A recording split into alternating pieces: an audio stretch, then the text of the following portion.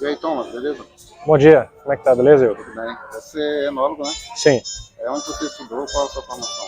Eu sou formado em Engenharia Agronômica pela UFV, Universidade Federal de Viçosa, e fiz um mestrado pela Universidade de Évora, em Portugal, mestrado em Viticultura e Enologia.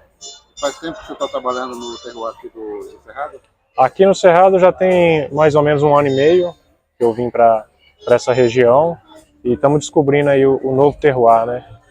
E o que você tem a dizer aí sobre esse terroir? Condições de solo, clima, Aqui a gente tem topografia? uma grande vantagem, que as estações do ano são muito definidas, né? Então a gente tem um período de seca muito bem definido, período de chuva muito bem definido, e graças à técnica da dupla poda, né, que a gente consegue manipular a planta para ela produzir durante o inverno, a gente tem uma fruta de muita qualidade, porque ela não pega chuva durante o processo de amadurecimento, então a gente tem aí uma uva de extrema qualidade, que para os vinhos é sensacional, né? E as condições gerais assim, do estado de Goiás, incluindo o Distrito Federal, em termos de topografia, elas variam muito?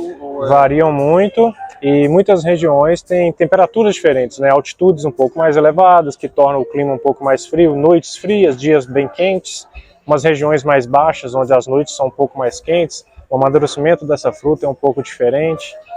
Nas regiões mais altas, as noites são um pouco mais frias, então a fruta amadurece mais lentamente.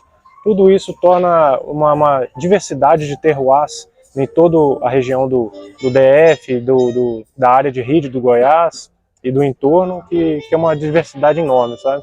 Isso para os vinhos é magnífico, porque aí você consegue trabalhar vários tipos de uva, mesmo sendo da mesma variedade.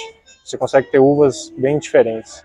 Em termos de solo, o que a gente tem de características? Solos geralmente do Cerrado são pobres, solos pobres e ácidos, então a gente tem que trabalhar essa parte da nutrição das plantas, do solo, mas o que na uva, isso não é um problema, porque a uva não é uma planta que gosta de muita nutriente, muito vigor, ela não pode ter um excesso de vigor, senão ela começa a produzir demais e aí cai a qualidade do fruto.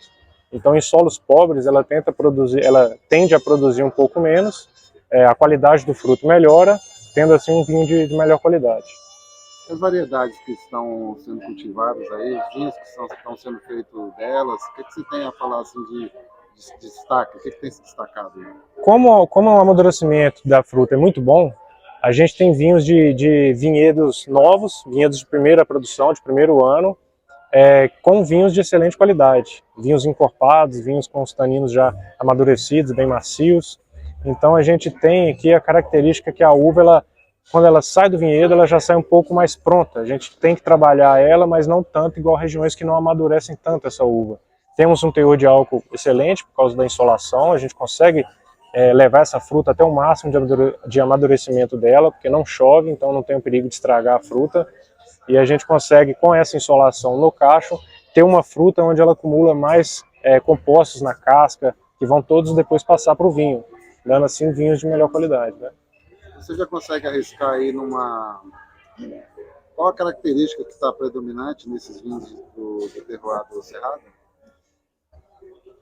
Por exemplo, o Syrah, muitos que eu fiz tem um leve toquezinho defumado, que parece ser uma coisa do terroir, sabe? Não é acrescenta madeira nem nada, é da própria fruta, mesmo sem um acréscimo de barricas ou de aduelas, chips, tem esse defumadinho que a gente nota e eu particularmente gosto bastante. E as castas brancas, quais que estão se destacando?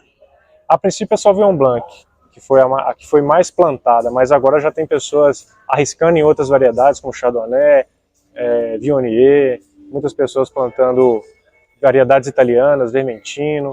Então a gente tem ainda um grande leque de experiências que vão começar a produzir, começar a surgir nesses próximos anos, de vinhedos que vão começar a entrar em produção, e aí a gente vai começar realmente a ver vinhos brancos de maior quantidade, maior qualidade a partir daqui para frente, né?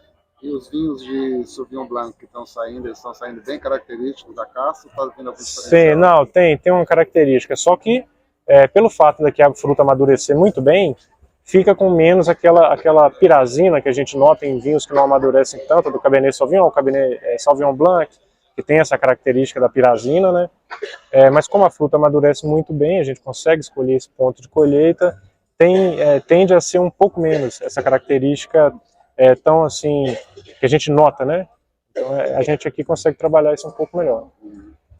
Em termos de, pensando no futuro, esse aqui é um terroir que está começando agora, na verdade, Sim. né? Como é que você enxerga isso aqui daqui a 20, 30 anos? Eu acho que vai surgir vários projetos muito legais aí, bastante interessantes. Vão descobrir novos terroirs aí, pessoas que vão plantar em altitudes, em montanhas, em planícies, vales. Eu acho que vai surgir muita coisa legal daqui para frente. Quais vinhos você já verificou aqui na região, os produtores? Eu já fiz de produções maiores, Sauvignon Blanc, Syrah, Malbec, e de microvinificações eu já fiz bastante, assim, de uvas que produziram um pouquinho, que o pessoal plantou para teste. Então você tem uvas desde uvas georgianas, igual a Saperavi, e você tem italianas, a Vermentino, Sangiovese, francesas, Merlot. A gente já fiz bastante microvinificações. Agora em volumes maiores, que foi a quantidade que o pessoal plantou mais, é Syrah.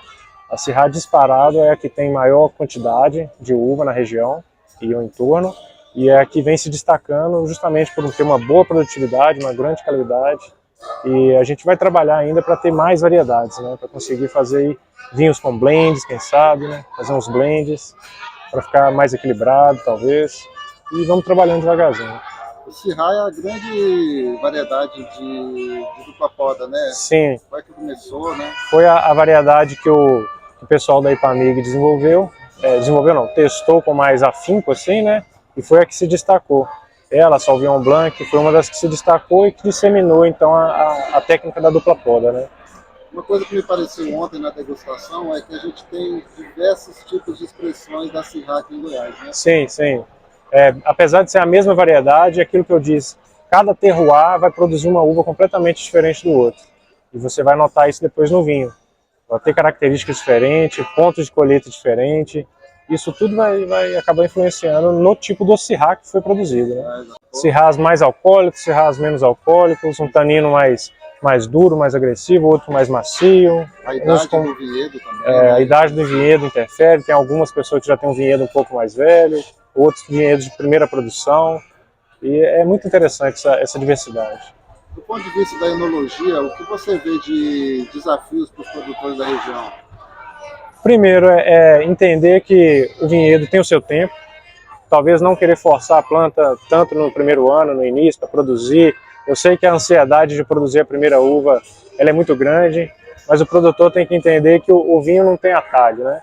Você tem que fazer todo o processo da forma certa.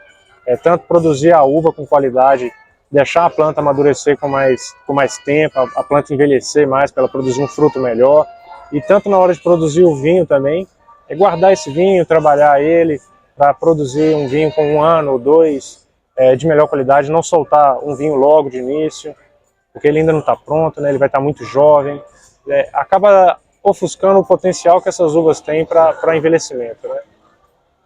E por que você foi estudar enologia? Eu sempre gostei muito da cultura da uva em si, né?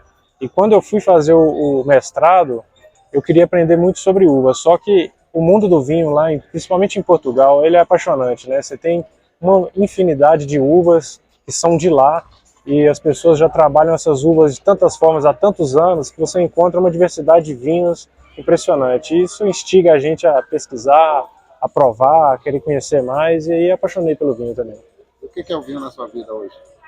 Hoje é o que como que eu posso falar?